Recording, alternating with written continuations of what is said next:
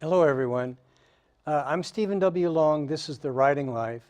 And if you watch it all, you know this by now, but we try to talk about all things that have to do with writing and literature.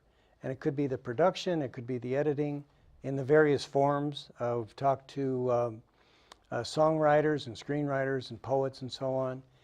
And just super pleased today to talk with Susan Means, my friend, and she's written a memoir, yes, which we're gonna get into in just a minute. But I wanted to preface all of this with a quote. Okay. So in thinking about our talk today, and sometimes just serendipity, things come across your desk at the right time. But this is from Carl Sagan, the astronomer. Mm-hmm. And in short, he said, "Writing is perhaps the greatest of human inventions, binding together people who never knew each other, citizens of distant epochs. Books break the shackles of time. A book is proof that humans are capable of working magic." And that's really, I read your book, and that's what I thought when I read it, that this is a way to capture those experiences and now send them out into the world. Could be family, it could be somebody that you've never met. True. Yeah. And I just felt that, and I've told you this, that it was really inspirational, because you don't give up, do you? No, I don't give up. I don't give up. Yeah. So I think to get things started, explain the title. All right. The title comes because of the fact that I was 5 years old when I had tuberculosis, mm-hmm, and was put in the sanatorium okay, at Salem Hospital, which was 500 miles from my home in Eastern Oregon. And at that time, tuberculosis was very severe. People Sure. were dying. They had many sanatoriums around for people, and it was called the White Plague. okay. And why, do you know? because people would waste away, and they would turn pale and listless and not able to do anything. Okay. And they were put in sanatoriums if you had money to go to one.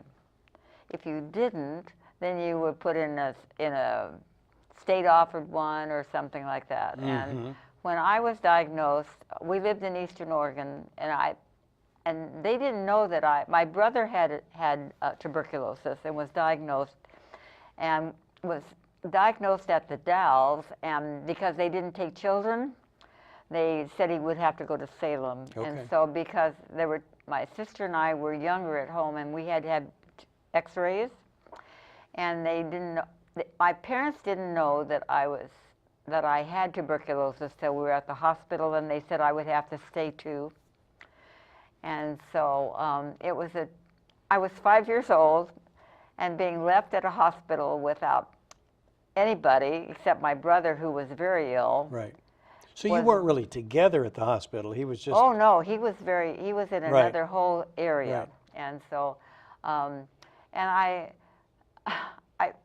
because I like music and I think about waltzing because I like to dance, I just named it Waltzing with the White Plague. Mm-hmm. And I mentioned in my book, the melody played in my head a long time. Mm-hmm. And so that's how it got, why I named it that. The reason I went on to call it Running On to Life is because in my adulthood, I ran from the time I was 40 years old till I was 80. Mm-hmm. And so I thought running was part of my life also. So mm-hmm. It was called Waltzing with the White Plague and Running On to Life. So that's and how those are sort of two ends of the spectrum, aren't they? Yes. One really is running, I think, could represent life, and the disease, maybe the other end. Other end, yes. Yeah. Yeah, so and I think I mentioned this to you earlier too, but at 5, when you're, and this was all unexpected, right? Very unexpected. Your parents didn't know, nobody knew. No one knew. You certainly didn't know. You couldn't prepare for it. So with that kind of separation, you seem pretty normal, but it seemed that would be so traumatic for a young child. It was very traumatic. Yeah. When they took children away at the border from their parents. That's what I was thinking. it really hit me hard. I just could remember how hard that was. Mm-hmm. It still makes me cry. Well, maybe that proves my point. That is such a big deal. You've embraced it, you've dealt with it, but you don't really get over it, do you? Never get over it. Yeah. I never, I knew my parents loved me, but they were able to leave me. Sorry. No, and I wonder if that isn't, even when you know they love you, you have to, again, as a child, you have to say, why? Why are you doing this to me? Well, Did you have a sense that it was for your own good, or? well, I didn't at first. Okay. You know, I was a very rebellious 5-year-old, if you read in the book. You know, they marched us in lines to eat. Everything was very regimented. You know, nursing in those days was not psychologically. Right. It was take care of the children, make them mind, do what they're supposed to. Sure. And I had never had that happen before. I didn't like the food they fed me. I didn't want to do the things they did, and so it was hard for me. I was a very stubborn little 5-year-old, Yeah. and so I'm sure the doctors didn't, and the nurses didn't appreciate me, but that's okay. I think you maybe have a little bit of that yet, don't you? I think my friends. I think my friends would tell you that. You Yeah. know, I think my friends would tell you And that. didn't you at some point just refuse to eat the food? Yes, I refused to eat the food. Yeah. And they made you, if you didn't eat it at one meal, you had to have it the next meal.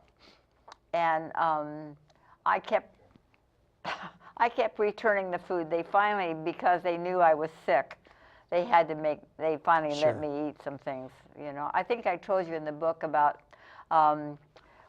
we always had milk at our plates, and growing up on the farm, I drank unpasteurized milk, Sure. and so the pasteurized milk didn't taste good to me, Right. and so I wouldn't drink it. And the little boy next to me would drink my milk and give me the empty glass, because we got in trouble if we didn't eat what we Right. had. And so somehow I knew that children know when another child's hurting, Sure. and he helped me out. I'll Maybe never have some forget- compassion. Yeah, something. Yeah.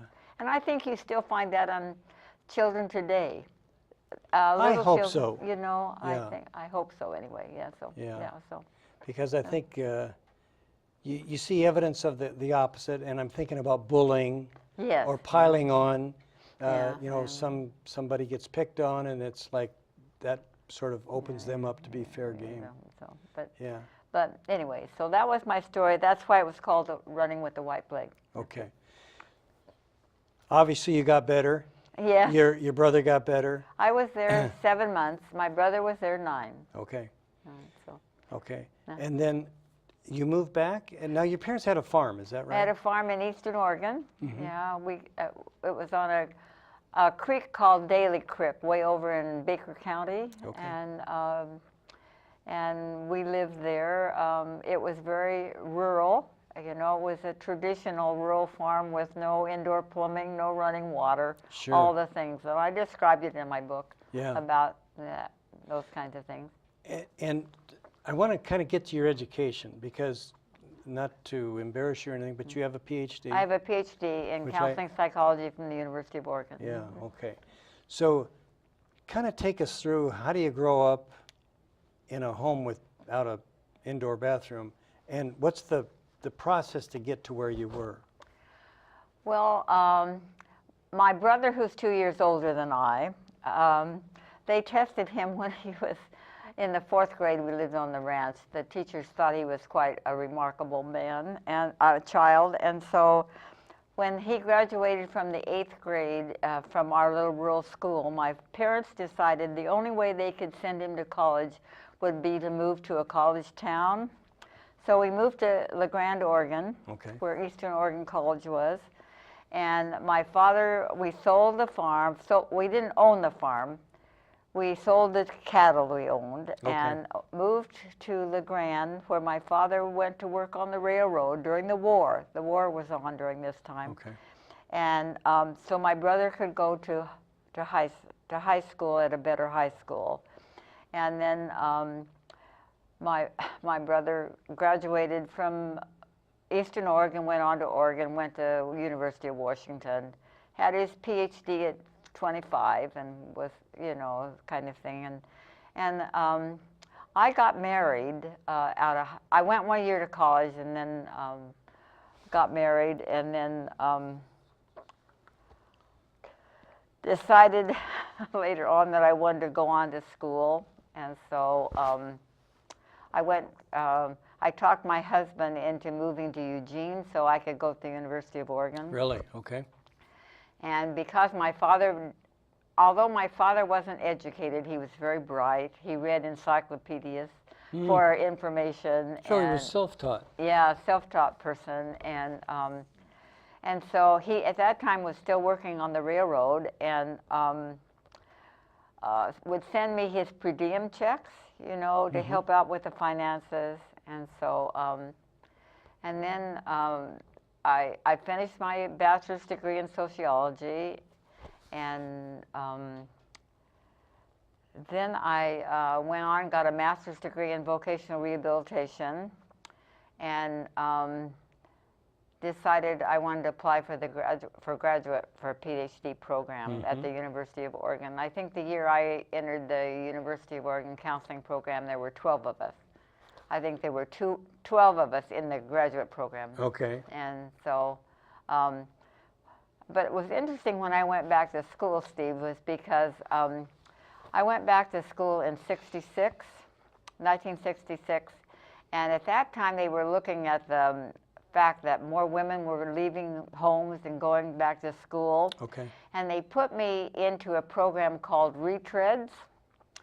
And I was so older women coming back to school because I was in my 30s. And that was a real, I mean, that's not a nickname, that's No, the name of that was the name of the program. Okay. And they tested us all with the TAT, which is a psychological test, and the Rorschach test, and all this kind of thing to see where we better fit, you know.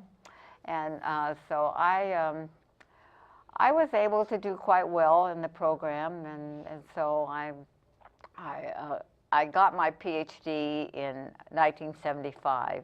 I graduated in 1975, and then I went to work. I was working at Good Samaritan School of Nursing as their dean of students. Okay. And so, and then. And this is a writing program, and I want to really talk to you about writing. But let me sneak this in. Why did you pick the area that you did? Did you have an affinity for psychology, or what drew you to that rather than marine biology or something? Well, before I went back to school, I got a job at a doctor's office as a receptionist. And during that time, I got incensed about the way the different treatment between the people that had nothing and the people that did. Really? Okay. I decided I wanted to go get a degree in social work. I knew I was going to make a difference. Yeah. And they didn't have a social work program at Eugene. Okay. The only one was at Portland State. So I said, I'll do the next best thing. I'll go into counseling, and I'll work from there. But it fit me perfectly after I got started. I really focused in on counseling women, you know, was my role, people that wanted to change their lives and those kinds of things. And so I was very pleased that I chose that field. I wonder about timing in terms of the culture. Do you think the culture, wasn't that sort of the start of the women's movement anyway? It was. It was. Yeah. Yeah. Betty Friedan had written her book, Sure. The Feminine Mystique. And Sure. Yeah, so, yeah. Yeah. And of course, I'm a very political person, and I was very much involved in some of the things that were happening in Eugene at that time. Okay. You know, I was still a student when Martin Luther King was assassinated, Yes. and the Vietnam Summer, and so I was very active during those times. You know, and to my embarrassment, I wasn't, and I think part of the difference was I was unaware. my head was somewhere else, and I think that you were very aware of what was going on around you. And Well, I was on college campus, Right. you know, and it makes a difference, you know, with young people. So yeah, yeah, so to go on with the rest of the book, Running On to Life, is I was a student at Oregon when Steve Prefontaine was running. mm-hmm.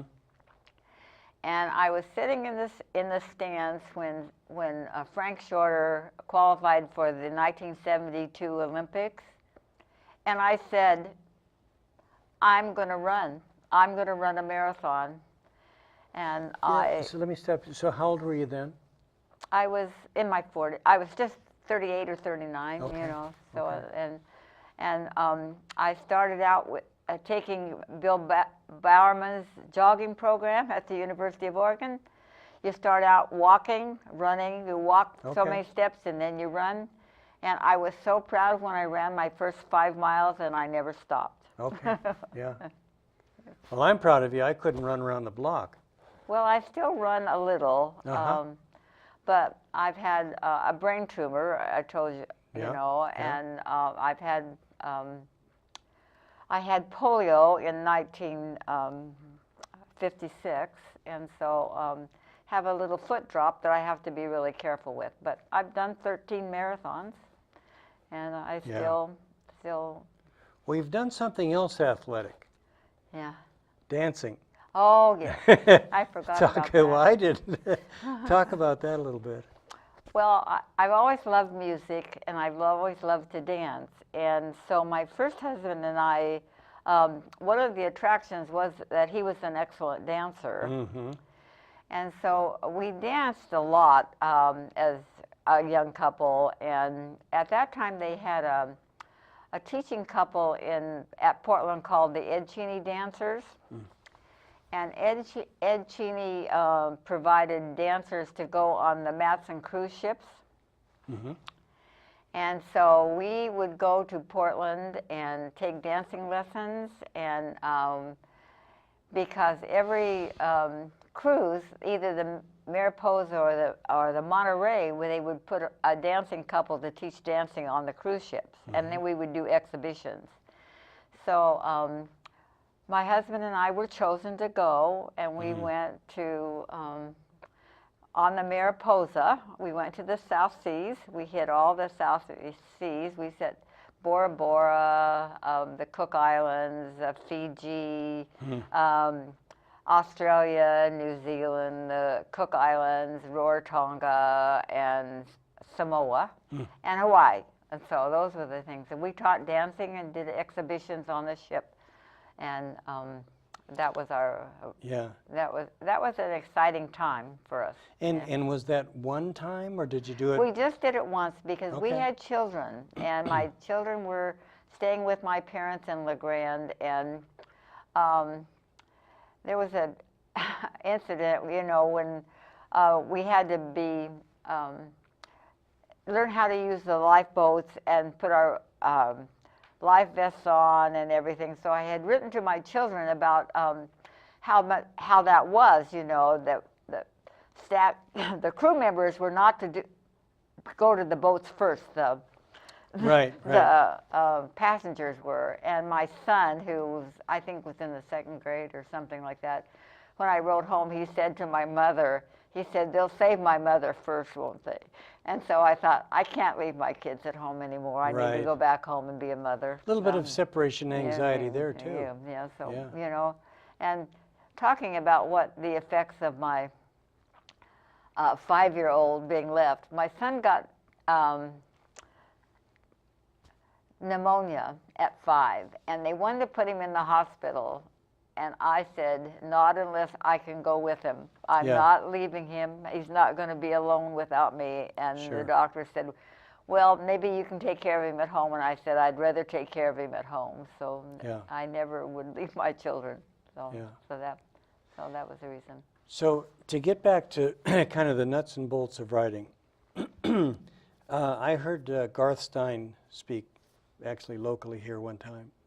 And after he did his reading and talked a little bit and asked for questions, a young woman who I'm guessing was 18 or something, maybe 20, ask for advice. And his advice was, well, first get a job on a tramp steamer and then sail around the world and get off at the various ports and go exploring. And he came up with a series of fairly exotic jobs. And what he meant by that was not that literally, but that you have to have something to write about. True. You have to have some experience. So now, come back to you.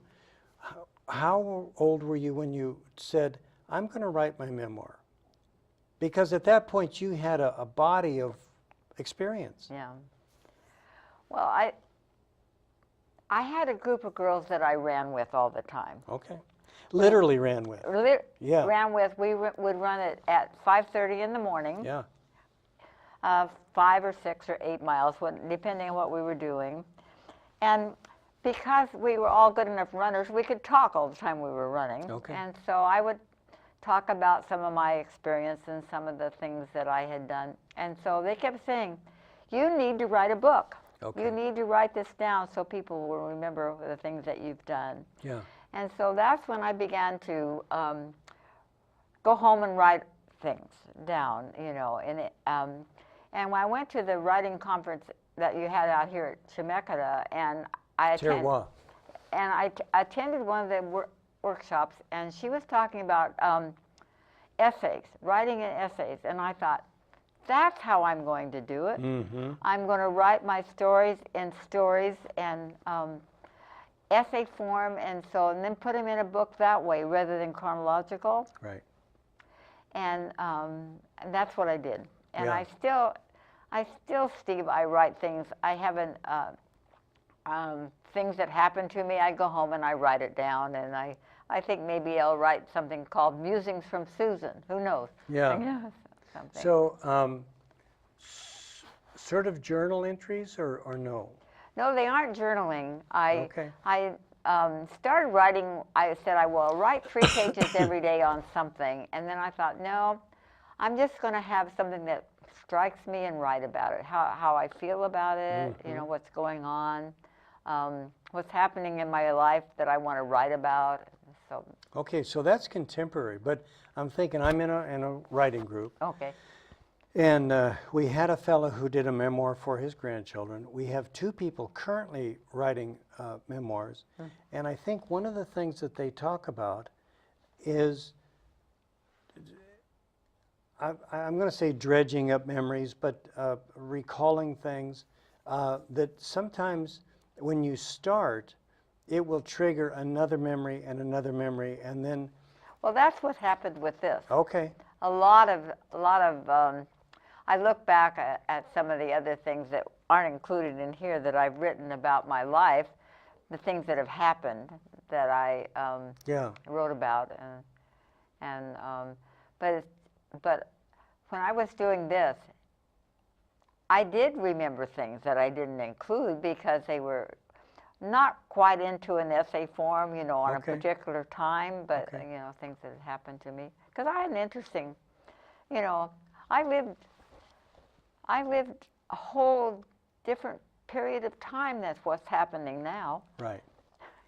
Yeah, and we talked a little bit about that before we started filming, that it's inevitable. And I told my wife, I'm from a mechanical age, and now we're in a digital age. Oh, yeah. And so where I saw the world as very physical, you know, can I get my hands on it? Can I force it to work? Can I, you know, manipulate something? Now this is a different kind of thinking, and it's, to me, it's and it brings changes. And I'll digress just a minute. I talked to a fellow just yesterday who is the manager of a local business, and he said the age of the salesman is, in the terms of an outside salesman, of going to a client, is coming to an end, because he has a thing that they call a vending machine, which I guess it is, and so his product is in these machines, and when the guy on the factory floor needs a drill bit or needs a sanding paper or something, they get it from the machine Well, the machine sends that information back to the warehouse and says, you know, next Thursday, I'm going to need this list of stocked items. And so it's just very different. Driving is different.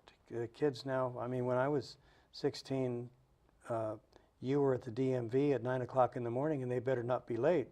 And, That's true. and now the kids seem like driving isn't as important, so that's a change. And I think if we just hang in there long enough, not only do we accumulate this experience, but it becomes interesting maybe to the next generation, which is kind of what I was aiming at for you, in that it's just different. It is different. This is how we used to do things. And so when I ask about when you decided to write, that's what I meant was, did you do this did you have somebody in mind? Your kids? Or My kids. Okay. I definitely wanted my kids and my grandkids to know about my life and the things that I had gone through and how to solve problems that happen to us. We all have problems. Absolutely. You know, we solve things. And when the reason I am friends with Kathy Beckwith, you know, Sure, Kathy I know Beckwith. Kathy, yeah. And she came over and I had showed her some of my writing and she said, I think you ought to put that in a book. So that's primarily who I credit for my getting it done. She came and encouraged me to use lulu.com to publish, and which I did. And she was there throughout the whole time to help me with it, and so. Was your experience with Lulu pretty painless? Yes, very painless. Okay. I probably, if I do anything again, I'll go back to them. Yeah. My understanding is they're very reputable and. Well, and if you want it published, you know, if you want it so people can buy it, you can go through them. I didn't do that, you know, but I'm always getting offers. You know, I'm still on their mailing list. You know, sure. And if you're interested in promoting your book, let us know. You know, those kinds of things. Okay. So I wonder how they do that. I don't know. I don't know, but that's what they said. Yeah. So. Susan, is your book available locally? I haven't put it out to be sold. Tried I haven't tried to because I number one, Steve, I'm not sure it's good enough for somebody else to enjoy to read, but anyway. Well, and again, I mentioned this earlier that I think that the message to me was strength and persistence. Oh, You just, and just to recap, and help me along if I miss something here. You had polio. Yes. Well, you had tuberculosis. Yeah. You had polio. You had a brain tumor. And I've had cancer, breast cancer. Yeah. And nothing's going to stop you. That's true. That's the message that I got. Well, that's the message. Well, the last chapter is trying not to die before I'm dead. Yeah. So live your life. Yeah, you know, we all have to decide what's important to us, Steve. Yeah.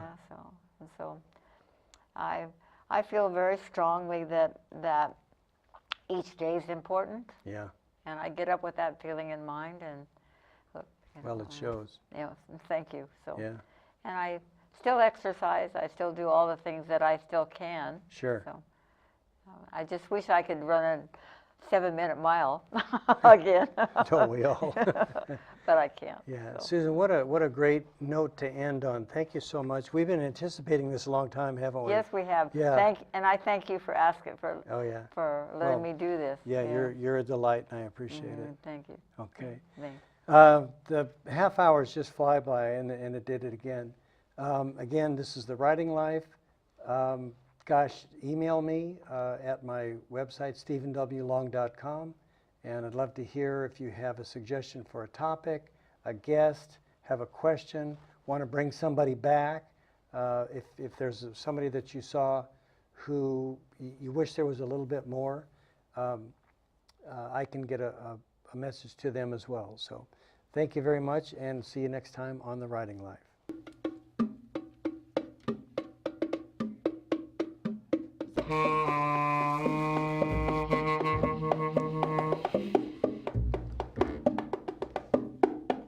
What do you think? We done? I don't know, you guys wanna do one just Yeah, with I think yourself as without long me as doing they the think we're binders? done, if No, they got no, enough, they got enough. They got enough? Probably, okay, sounds good. Let's go ahead. Let's go lunch. Oh. I'm hungry. Yeah. Yeah, I can just bite too.